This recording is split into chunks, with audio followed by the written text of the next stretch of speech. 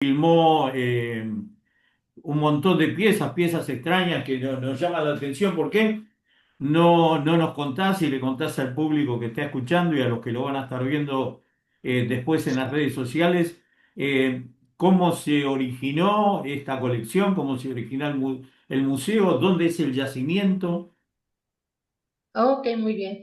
Mira, hablar del museo es hablar de objetos fuera de tiempo, es hablar de la arqueología prohibida, de lo que no se reconoce científicamente. Estamos hablando de un hallazgo de los 1940, cuando el señor Valdemar Llorens llegó a México en un tiempo en el que el país permitió la inversión extranjera. Su primera inversión la hizo en la Ciudad de México y por tiempos de revolución llegó a Cámbaro. Cuando llegó a la ciudad de Acámbaro, él ya había participado en excavaciones de cultura chupicua, una cultura establecida y reconocida en México, pero encontró una pieza diferente, algo que no encajaba con lo que estaba. Era de una cocción muy sencilla, no, pero era una especie de monstruo, una especie de alebrije, algo que no tenía nada que ver con lo que era la importancia de la cultura establecida. De ahí empezó a comprar piezas a peso, te lo estoy platicando a grandes rasgos. Un peso en aquel entonces pues era una buena cantidad, él era comerciante, no se podía dedicar a las excavaciones, pero encontró la primera pieza, se le hizo interesante. El lugar del hallazgo se llama el Cerro del Toro, que es un cerro que está, una colinita muy cerca de Acámbaro. Y ahí empezó la gente a venderle.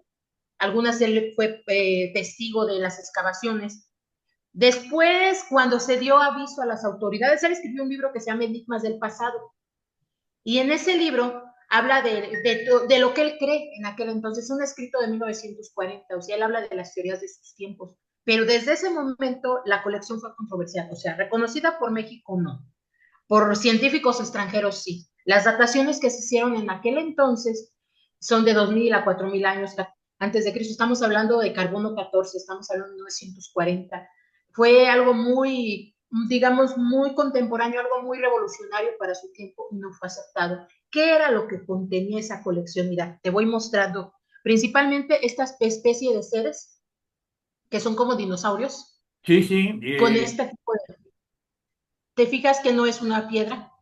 Sino es una especie como de objeto circular con sí, cierta sí. descripción arriba. Son algunas de las piezas. Algunos otros seres que no parecían humanos. Mira, parece un gigante. Sus rasgos Ajá, faciales está mirá trabajado vos, a función.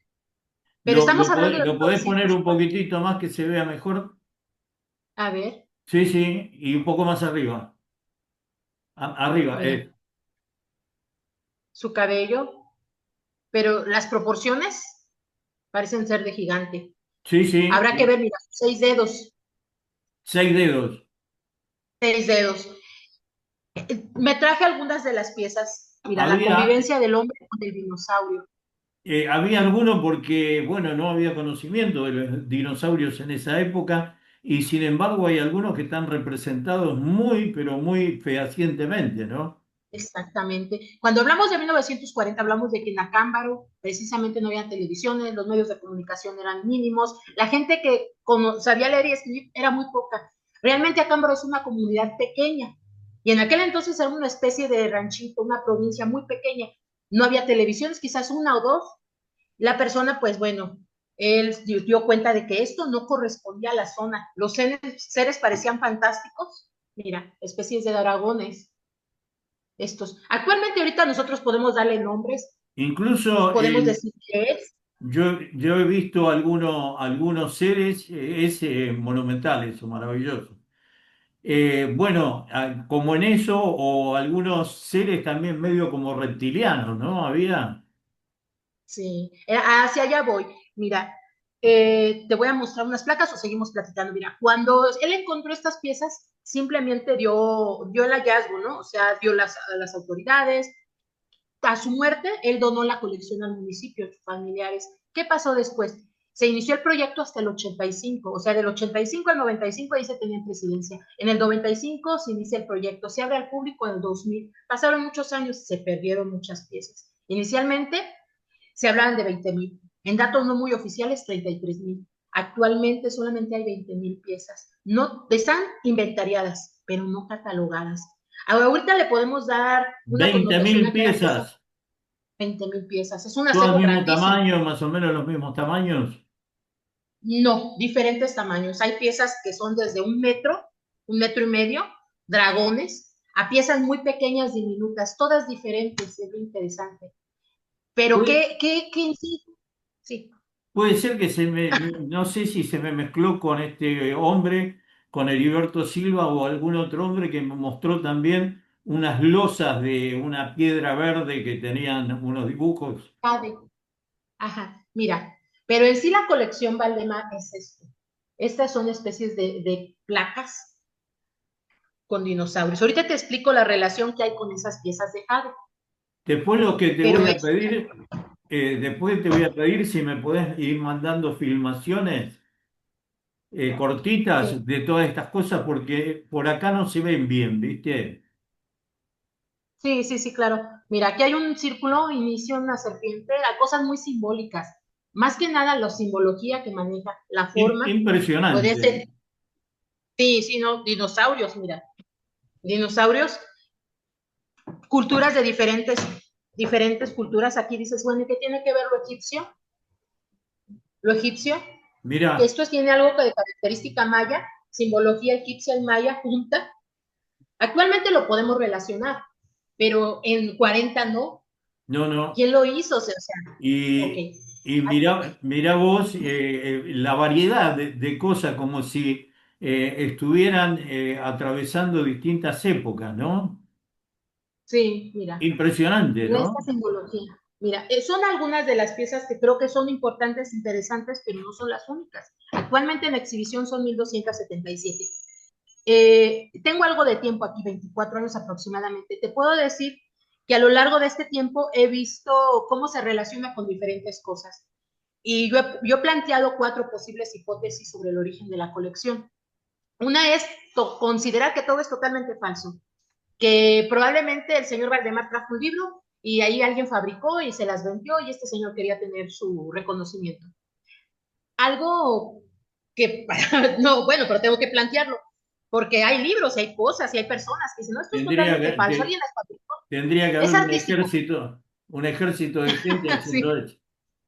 No, y aparte, o sea, podríamos pensar eso, pero la simbología, las cosas que están plasmadas en esa cerámica que se encontró en los 40, ¿cómo es que ahora se están encontrando? Cuando hablamos de fósiles, cuando hablamos, pues tú lo sabes mejor que eso, o sea, el auge de la paleontología no se dio en los 40, se dio posteriormente. Entonces, hay muchas evidencias de los restos fósiles de dinosaurios que podemos conocer actualmente que fueron de tal manera, pero en los 40 no, y mucho No, menos en los una 40 comunidad era tan pequeña. para un grupo selecto, muy pequeño el grupo que... Ajá. Entonces, ahora podemos decir, podemos entrar al museo y decir, y podemos darle nombre, y podemos ver sus proporciones, su escala, y decimos, son dinosaurios que de algún libro sacaron, pero en aquel entonces no existía eso. Esa sería, pero totalmente descartar las simbologías. Actualmente podemos, con el Internet y con otros medios, podemos hacer una síntesis de las simbologías universales, de la arqueología universal, de simbologías de lo que tú quieras. Podemos hablar de espirales en diferentes culturas, desde México hasta, digamos, los druidas y quizás en Argentina hay de ese tipo de espirales encontradas, pero en aquel entonces no. Y ese tipo de simbología están en las piezas, y hay un centro ceremonial grabado con ese tipo de simbología cerca en Cámbaro. Entonces, ese tipo de simbología universal está en la colección. ¿Quién lo hizo? O sea, totalmente descartada la primera teoría. La segunda sería lo que actualmente está manejando J. Benítez, que tiene relación con lo que tú me estás comentando. En el libro La cara oculta de México, me parece que es el título, él habla de la relación de México con los extraterrestres. Y allí es donde aparecen esas piezas de jade y donde se relaciona. O sea, hay piezas que tienen características, como tú lo mencionaste, de reptilianos y de grises y de otras especies de seres extraterrestres. De hecho, en algún momento hicimos una exposición temporal que hablaba precisamente de el registro ufológico, Hulsrut, así lo pusimos, porque había piezas que parecían naves espaciales, otras que tenían esos rasgos, y todo, ahorita podemos decir, bueno, es que hay un registro de tantas razas para algunos desde los 30. Bueno, ese tipo de simbologías, ese tipo de razas están contenidas aquí. Desde esos seres que dicen que son como insectoides, aquí están registradas. Eso es muy interesante. Entonces, podría ser un registro precisamente de lo que hablan las tablillas sumerias o esa teoría que se maneja. Y bueno, no puedo asegurar ni descartar nada. pero podría decir que podría ser el registro de eso, digamos, de esos estudios, digamos, sí, de esas cuestiones genéticas, de esas intervenciones genéticas para obtener la raza humana, que suena más lógico, ¿eh? No estamos adaptados aún, nosotros sí necesitamos cubrirnos y alimentarnos, y nuestras crías tienen que permanecer con nosotros por mucho tiempo, no estamos adaptados. Esa podría ser una teoría más lógica. Y eso Esa es la como, segunda. como el trasplante, ¿no? Del ser humano desde otro sitio, ¿no? Algunos dicen desde Marte. Pero más allá de todo eso, ¿no? Lo que está muy bien como lo está hilando, porque puede haber un registro histórico, ¿no? Porque uno ve estos seres reptilianos, yo por lo menos lo poco que he podido ver, ¿no? Montando dinosaurios, después las placas estas de Jade con distintos tipos de seres de distintas composiciones antropológicas, o sea, distintas razas, ¿no? O distintas especies, podría ser. Y Sí, todo eso registrado en estas estatuillas y en estas cosas que vos decís, por ahí puede ser un registro histórico y también hilarlo con México es muy visitado por lo menos por el fenómeno ovni, ¿no? Es que está muy presente. Y también en sí, Centroamérica, en todo Centroamérica, están que han aparecido ahora estas momias tridáctilas, estos seres disecados que encontraron en Palpa, al lado de vecino a Nazca, que aparentemente tendrían hábitos subterráneos y serían una especie nueva, ¿no? Y algunos híbridos y todo eso que están registrados en distintos lugares y la relación esta que hace vos con Egipto, que también lo que demuestra que hubo una cultura que pobló el planeta en algún momento, que estaba interconectada, ya sea por la simbología, ya sea por la arquitectura que uno ve la misma forma, las pirámides, una forma piramidal, la vemos desparramada por todo el mundo. Obviamente no salen las mismas formas casualmente, ¿no? Deben ser que han tenido algún tipo de conexión. Pero este museo es como un registro histórico de todo eso, ¿no?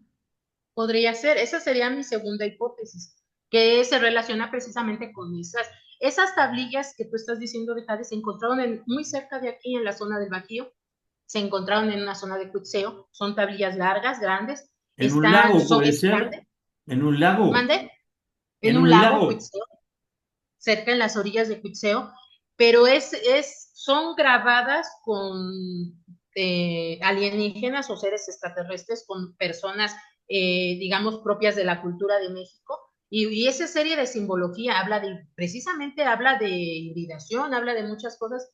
Este señor JJ Benítez español habla precisamente de eso, pero él se dedica mucho a este tipo digamos, él lo relaciona con extraterrestres y vino a hacer precisamente un documental, vino a recabar información hace 3 años aquí a Pámbaro y don Heriberto le dio por ahí la última información, pero se relaciona, esa podría ser la segunda, que no es propiamente una teoría de él, es una teoría que se viene manejando desde hace mucho tiempo.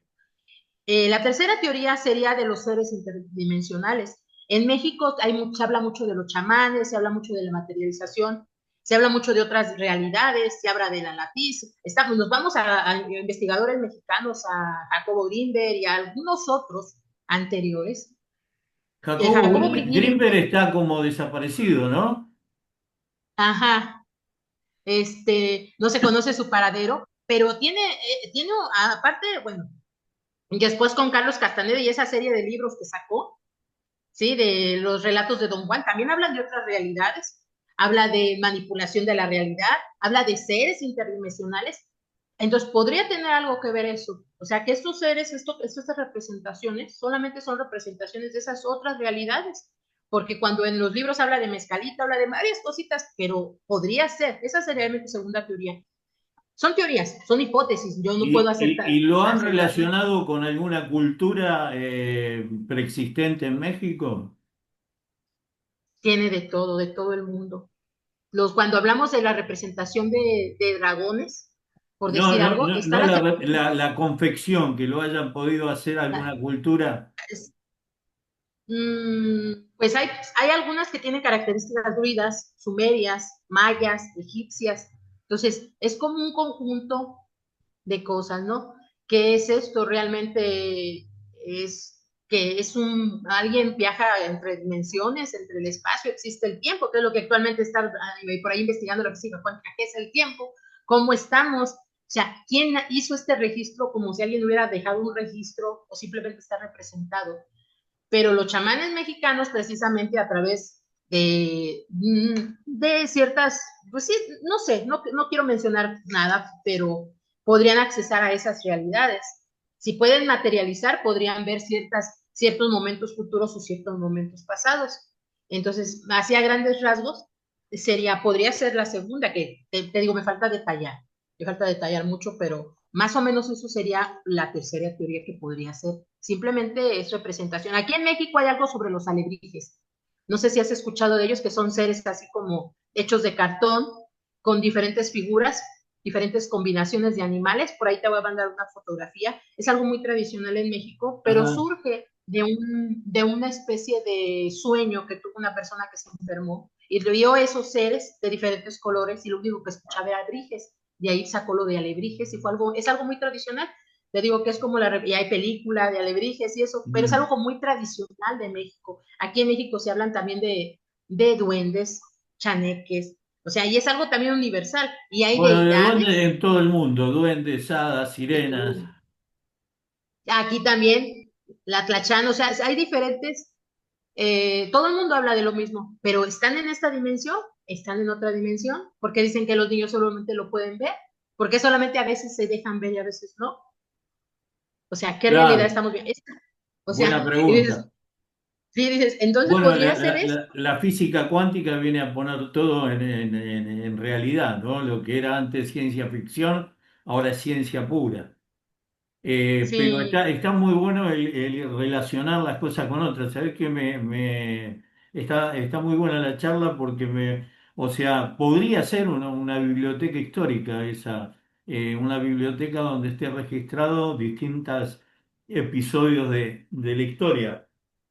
sí, Y también México, la riqueza que tiene con todas estas historias que yo nunca me las tomaría como fábula, ¿no? Yo me las tomo como algo que vio, que percibió de esa forma alguna gente y que cuando se repite, ¿no? Porque hay fenómenos que con algunas modificaciones se repiten en todas las culturas, entonces hay que ponerle atención, ¿no? O son arquetipos psicológicos o son hechos que sucedieron y que la gente los procesó de esa forma.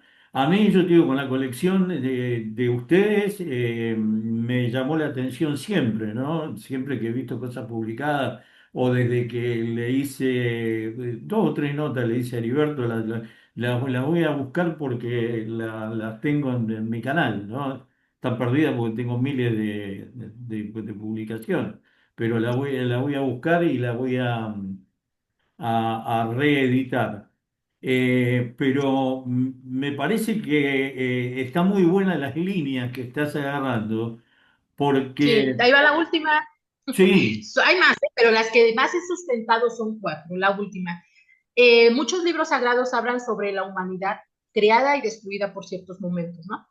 Entonces, podemos hablarlo en la Biblia, lo podemos ver en el Polvo y algunos otros libros sagrados, que ahorita se me fueron los nombres. Entonces, hablamos de que la humanidad tiene un nacimiento, crece y como que se destruye a sí misma. Y vuelve nuevamente los dioses o entre sí misma, algunos sobrevivientes vuelven a salir adelante. Podría ser que esta colección solamente es el registro de una humanidad pasada. Y solamente es eso, el registro nada más. O Entonces, de esas son las varias. cuatro hipótesis. Sí, o sea, son las cuatro hipótesis que yo manejo cuando doy algunas conferencias con niños o les platico algo, les digo, ustedes, la idea del museo, actualmente la postura del museo es neutral, lo que yo te estoy comentando es algo muy personal. El museo maneja esa postura para evitarse debatir con arqueólogos, con gente que cree tener la verdad. Entonces, como no está reconocida arqueológicamente por México, simplemente se maneja como una colección particular de cerámica y que pertenece a los acambarenses. Entonces, este punto de vista yo se los doy a los chicos, a los jóvenes, a los niños, de alguna manera se los trato, porque creo que es bien importante y es como una necesidad humana el no quedarse con lo que te dicen, sino buscar realmente. pues, tu origen, ¿no? Realmente todos tendremos en algún momento esa curiosidad fomentar ese espíritu investigador en cada persona, o sea, en cada niño. Oye, realmente lo que te dicen es verdad, cuestiónatelo. No estés dormido con lo que te dicen, porque ese puede ser una historia, un cuento que para dominarte, o sea, es mi punto de vista. Investígale. Y de todos, pues a algunos le interesa, ¿no? Y es el que regresa y pregunta, investiga, y creo que ya con eso el museo cumple su labor. Sería maravilloso tener todos los recursos del mundo para poder exhibir toda la colección, pero no, solo está en exhibición 1277 de las 20.000. Igual es muy interesante, yo te digo que es muy valioso, deberías de, no sé si lo escribiste, pero deberías de registrar todas estas conclusiones que estás sacando porque son líneas de investigación, ¿no? Las que habría que ir profundizando. Tenés muchísimo, muchísimo material como para profundizar, como para ir en distintas líneas. Quizás si vamos por el hecho histórico, por ahí está relatando varios periodos del planeta Tierra y de gente que estuvo presente y que está presente, ¿no? Porque vos fíjate que nosotros tenemos, a pesar de que somos tantos millones de habitantes y todo lo explorado del planeta, el fondo de los océanos prácticamente está sin explorar. La tierra interior prácticamente está sin explorar, ¿no? No hablemos de los polos, no hablemos de distintas cadenas montañosas que son accesibles en algunos lugares y en otros imposibles.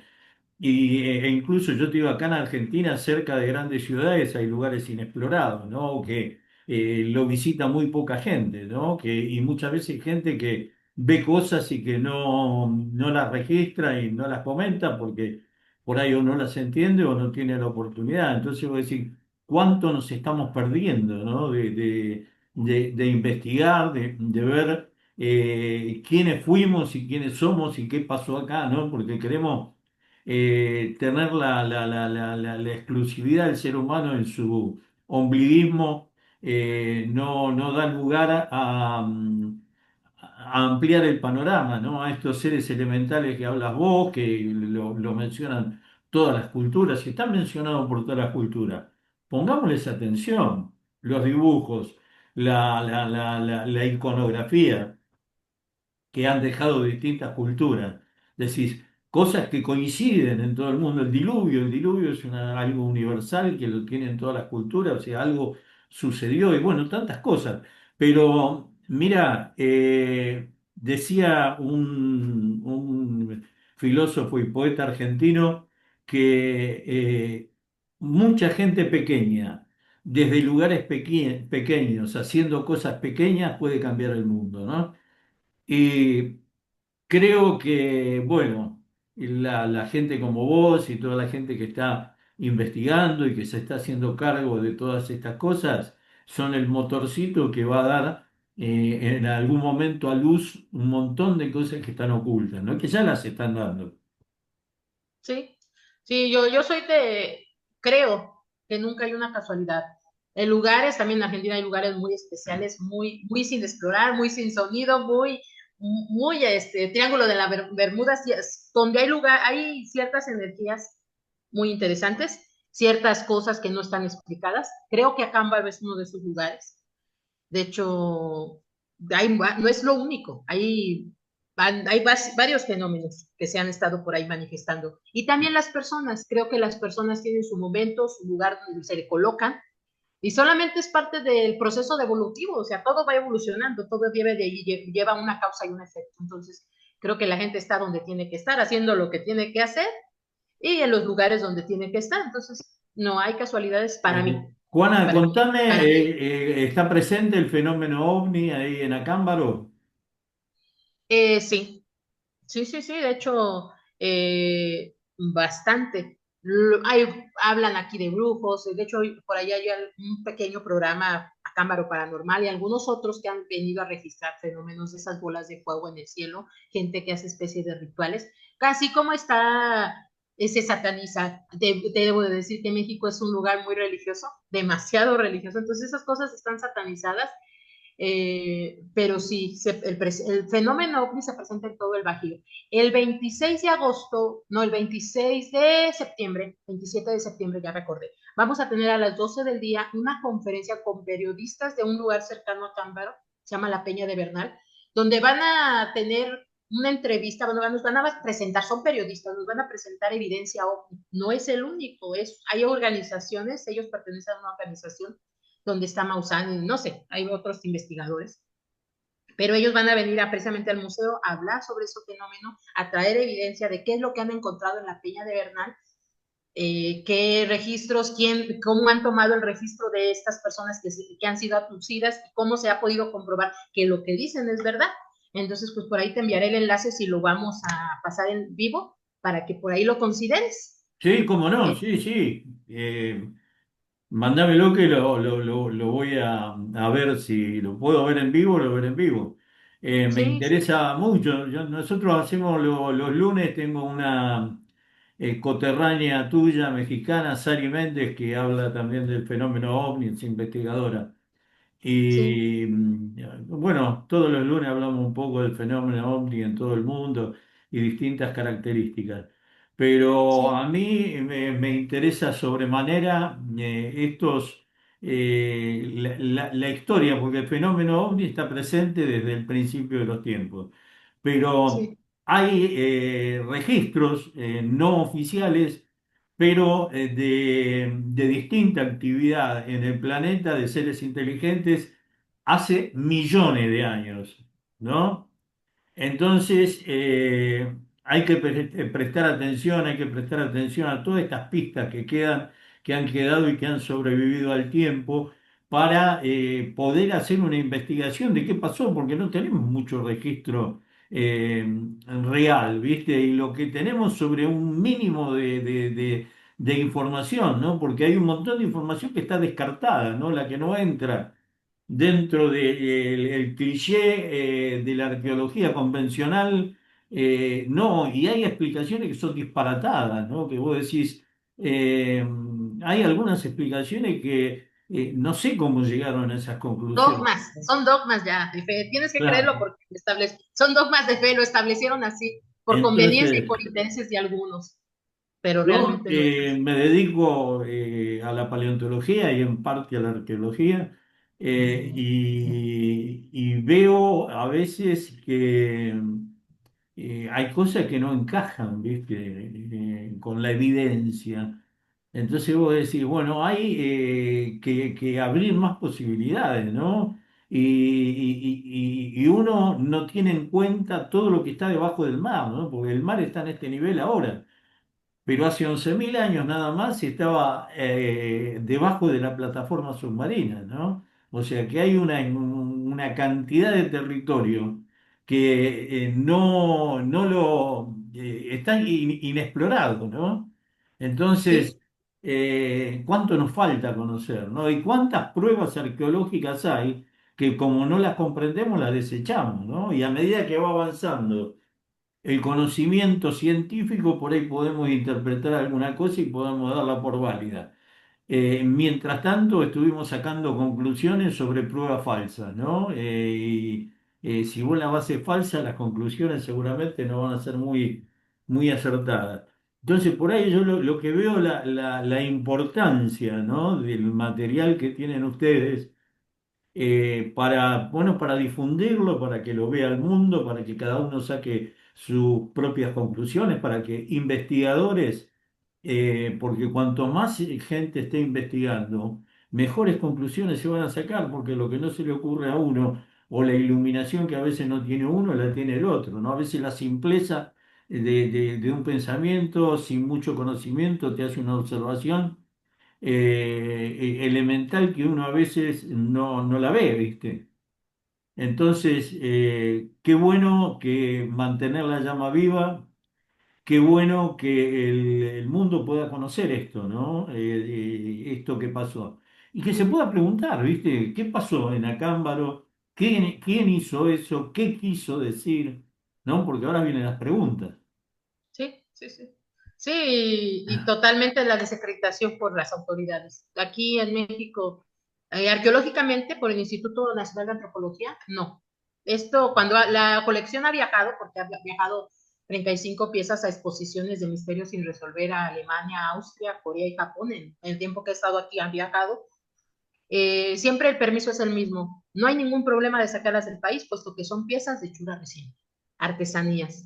O sea, y bueno, es fácil de moverlas porque son artesanías, aunque siguen Bueno, siendo por lo menos es una ventaja.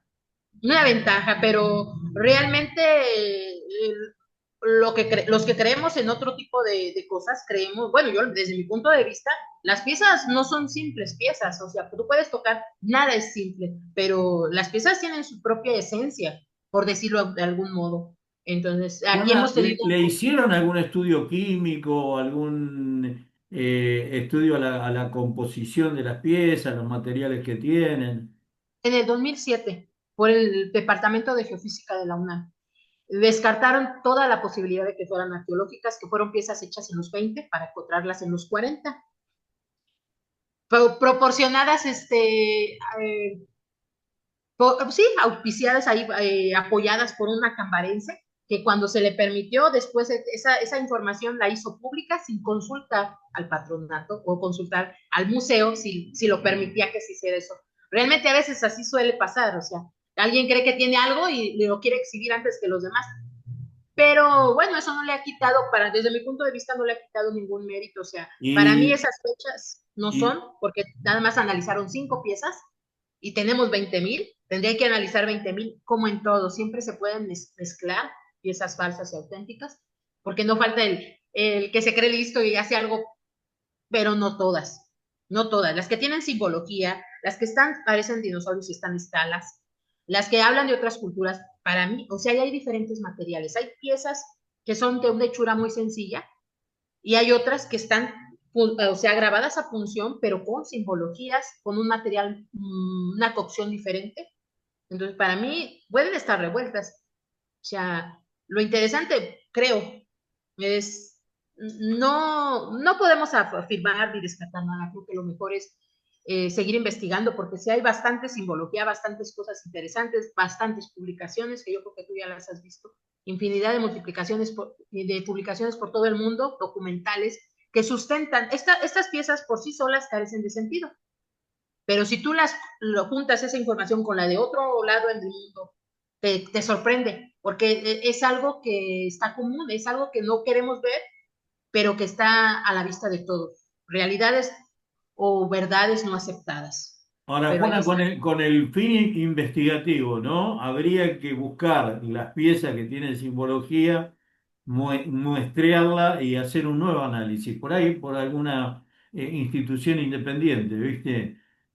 Para tener una idea real de, no solamente de la antigüedad, sino el tipo de técnica, porque con las técnicas te das cuenta también si son actuales o no. Pero más allá de que sean actuales o no, qué significa y de dónde se saca? Porque a mí, al ver la cantidad de piezas impresionantes que hay, ¿no? Y los motivos y la simbología, todo eso, eh, viéndolo desde el punto de vista económico, habría que haber invertido muchísimo dinero y muchísima logística y muchísimo conocimiento para hacer una falsificación de esa envergadura. No lo veo razonable. Posible, bueno, puede ser posible, pero sería una conspiración a modo espectacular hecha en los años 40. Eh, Sí, te voy a comentar algo que creo que te va a abrir, te va a lanzar luces sobre algo interesante. Mira, la persona era alemana en los tiempos de la Primera y Segunda Guerra Mundial y no es el único alemán buscando este tipo de enigmas, llegando a puntos estratégicos, a puntos específicos, encontrando cosas. Desde ahí a mí me habla de que esto no es falso, porque no es el único alemán. Entonces dices, nada más hay que ver qué andaban buscando los alemanes en ese tiempo. ajá. Ustedes allá tienen, allá estamos, tenemos las pistas de Nazca, tenemos varias cosas que hablan de ese tipo de Sí, sí, personajes y un tipo de científicos. arqueología que hubo también en la época de la Segunda Guerra Mundial que estaba buscando otra cosa, ¿no? Se ve que Sí, tenían más conocimiento del se cree y se sabe. Sí, Juana, se está terminando nos ok. quedan 3 minutos. Eh, Porque esto, viste, se corta y por eso tuve que generar uno nuevo. Sí, sí, sí. Eh, Realmente una inmensa alegría poder comunicarme con vos y poder hacer este video. Te voy a pedir que me mande fotos y filmaciones, así lo adjunto porque no se vio muy bien, ¿viste? Me mandaste algunas fotos, si me podés mandar alguna filmación más así de estas piezas interesantes, así yo después la adjunto al video cuando lo publico. Ok, sí, muy bien. Y te Sí, agradezco muchísimo, no va a ser la última charla que tengamos, ahora ya que pudimos conectar bien. sí, sí. Y, y bueno, gracias por estar, gracias por mantener la llama de este museo y bueno, que justifica el trabajo de toda esta gente que estuvo antes que vos, ¿no? Sí, claro. Sí. Y un abrazo gigante desde acá, desde Argentina. Ah, gracias. Sí, también los mexicanos los apreciamos mucho. Hasta Y, luego. y felicitaciones por tu trabajo, por tu trayectoria, que realmente por Gracias. ahí te tengo de amigo, digo, no una trayectoria impresionante. Te Gracias. felicito, te felicito por todo lo que haces, hasta desde nivel artístico, o sea, ya he visto por ahí. Felicidades. Sí. Hasta luego. Hasta luego, que estén bien.